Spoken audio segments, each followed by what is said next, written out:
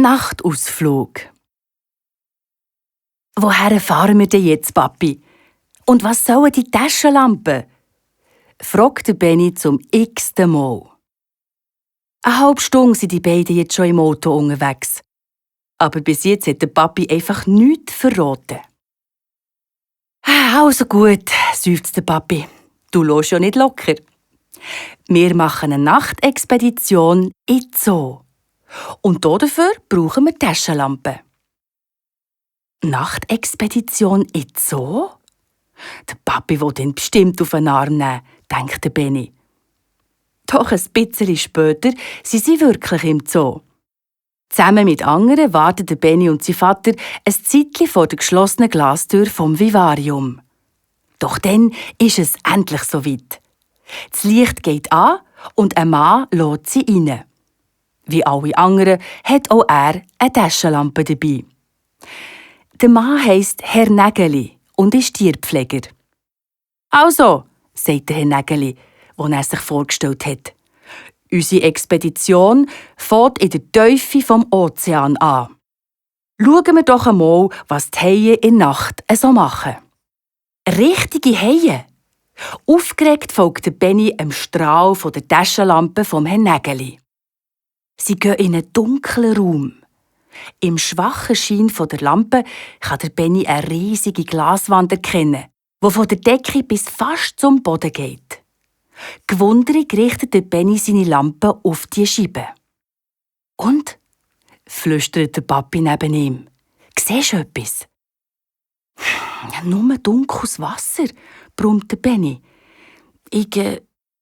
Doch oftmals staunt er. Aus dem Hintergrund gleitet ein schwarzer Schatten auf sie zu. Und im nächsten Augenblick taucht auch schon ein riesiger Hai im Lichtkegel von seiner Lampe auf. Einen Moment starrt der Benni direkt ins riesige Haiauge. Vor Schreck macht er einen Schritt zurück. «Ein Blauhai», sagt der Herr Nägeli hinter ihm. Ja, «schlafen die Haie in der Nacht nicht?» fragt der Benni. «Sie legen sich auf jeden Fall nicht an», erklärte Herr Nägeli. Um sich auszuruhen, gleiten sie ruhig durchs Wasser. Sie müssen sich nämlich ständig bewegen, damit das Wasser durch ihre Kiemen strömt. Nur so bekommen sie genug Sauerstoff und verstecken nicht. Ein Zeitchen schauen alle gespannt zu, wie noch mehr Haie aus der Dunkelheit auftauchen. Doch nachher geht's wieder kreuz und quer durch das Gebäude. Zu bunten Monsterquallen, riesigen Vogelspinnen, giftigen Skorpionen und meterlangen Riesenschlangen. Am Schluss kommen sie in eine grosse Halle. Hier ist es nicht nur stockfinster, sondern auch ganz warm und feucht. Der Benni und die anderen gehen mit dem Herrn Nägeli auf eine Holzbrücke, die über einen grossen Teich führt. Im Schein von seiner Lampe blitzen im Wasser 2 glänzige Punkte auf. «Ah, der Benni hat zuerst den Krokodil entdeckt», sagt der Herr Nägeli und zeigt auf die beiden Punkte.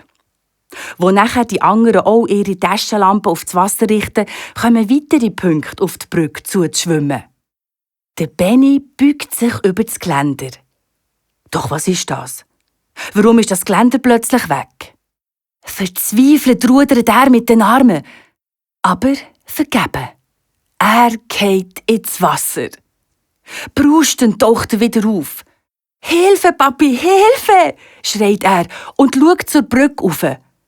Doch oftmals ist die wie durch die Zauberhand verschwunden. «Hilfe, Papi, Hilfe!» «Was ist denn, Benni? Ist das etwa der Papi?» Der Benni reißt die Augen auf. Warum liegt er denn in seinem Bett? «Keine Angst, Benni, du hast nur geträumt», tröstet ihn der Papi und nimmt ihn in den Arm. Das mit der Nachtführung heute Abend war eigentlich nicht so eine gute Idee. Der Benni drückt sich kurz ganz fest an Papi. «Doch, ist es gesehen, Papi», sagt er leislich. «Sogar eine super Idee. Und wenn das blöde Traumkrokodil noch einmal auftaucht, dann gebe ich ihm eins auf die Nuss. Abgemacht.» «Abgemacht», sagt der Papi. Dann machte das Licht aus und wenig später ist der Benny wieder eingeschlafen.